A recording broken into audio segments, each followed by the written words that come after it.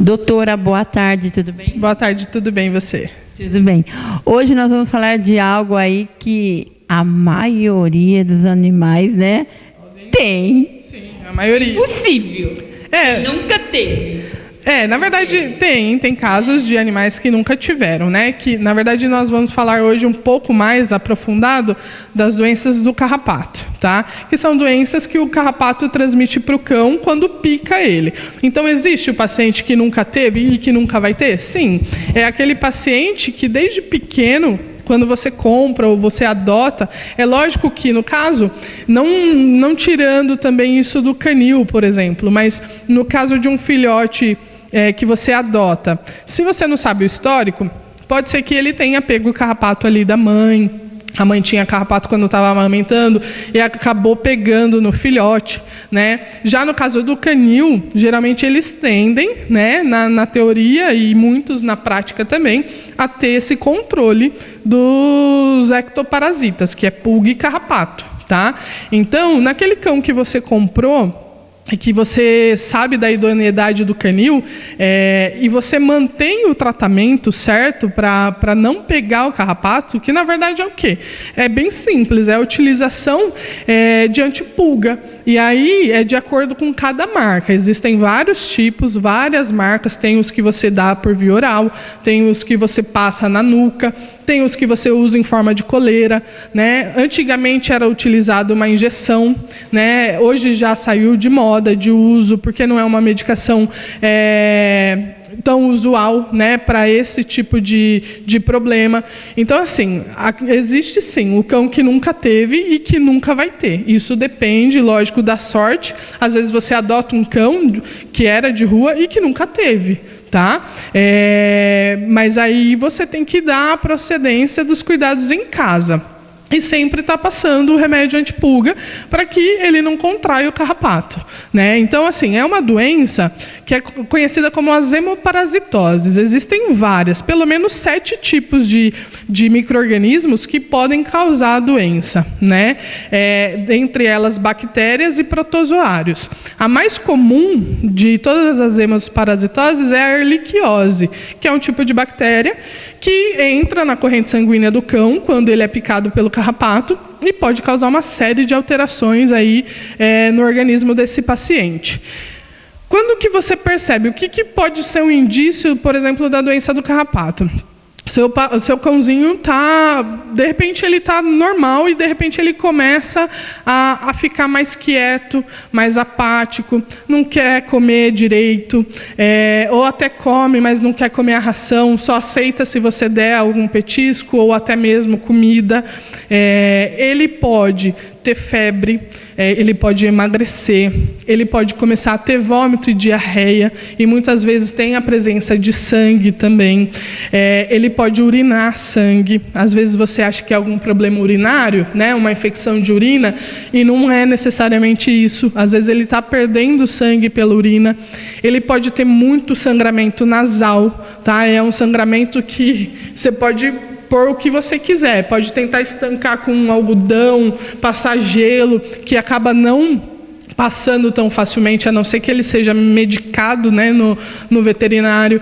Então, assim, são alguns detalhes que, se você perceber no seu cão, você tem que procurar um veterinário imediatamente, porque aí ele vai examinar, ver se tem febre, se a mucosa, né, se está muito pálida, é uma coisa também característica da doença.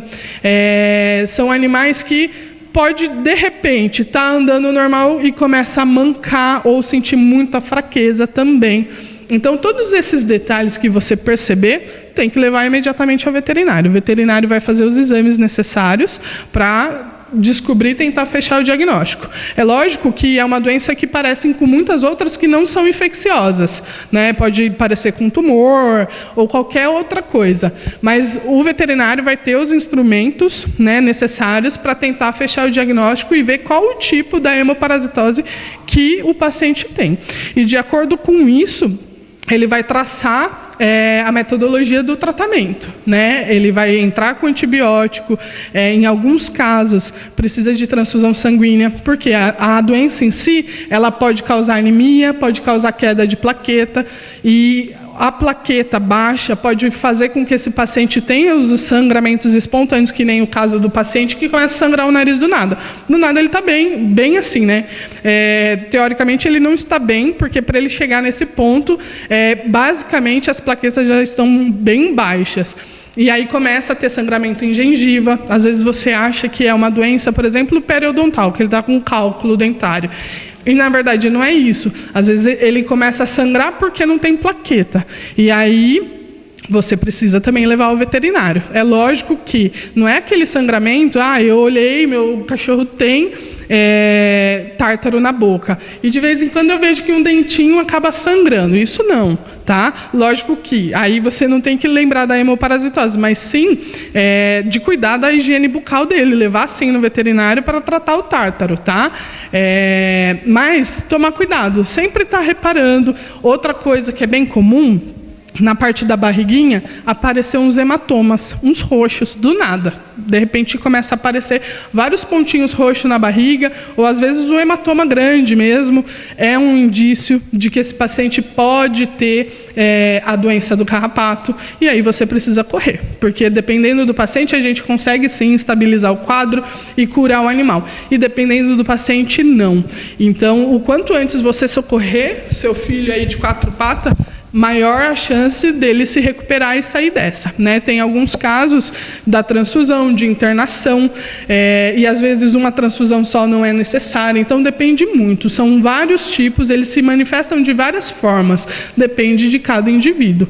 E a prevenção disso tudo é passar antipulga, tá? Porque todo antipulga é carrapaticida também, né? Acaba matando o carrapato. Manter isso sempre em ordem, que seja de mês em mês, ou que seja a cada 3 meses, ou a cada 8 meses, que é mais ou menos o período dos produtos que tem aí no mercado. Nossa, eu estava aqui observando a doutora falando, às vezes você vê a pessoa assim, ele está com carrapato, não imagina que pode causar. Sim, e pode levar a óbito, tá? Parece que não. Muitas vezes o paciente chega para mim e só chega com febre. Ele está estranho, hoje está meio amuado, mas ele comeu, ele não vomitou, ele não teve diarreia, ele está fazendo xixi normal, e ele chega aqui para mim com febre. A febre ou é indício de uma infecção ou uma inflamação muito grande. E aí você acaba coletando sangue, às vezes não tem nem sinal ainda no exame de sangue, por exemplo, de anemia, ou de uma queda de plaqueta, ou de uma leucocitose, que é um aumento das células de defesa. Não tem nenhum indício disso. Mas como eu desconfio e pergunto o histórico, ele já teve carrapato alguma vez? Sim, já teve. Então vamos fazer uma sorologia, que é um teste rápido. Na maioria das vezes dá positivo, né? Se o paciente realmente tem. Lógico que tem o falso negativo? Tem. Depende de quanto tempo ele teve, aí a exposição com o agente, enfim.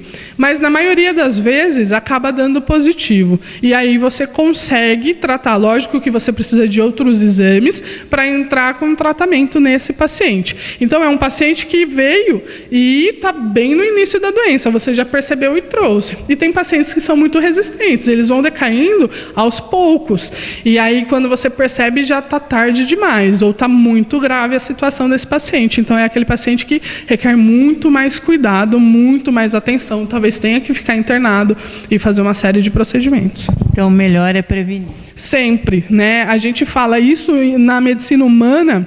Acontece bastante, embora não seja o ideal ainda, mas a gente tenta trazer isso para a veterinária, porque a prevenção é tudo, né? Se você previne, você está, na verdade, diminuindo muitos problemas que você pode ter lá na frente, sem contar a parte financeira, mas assim, muito mais do que isso, a vida do seu filho de 4 patas, né? Se a gente previne, a gente remedia muita coisa.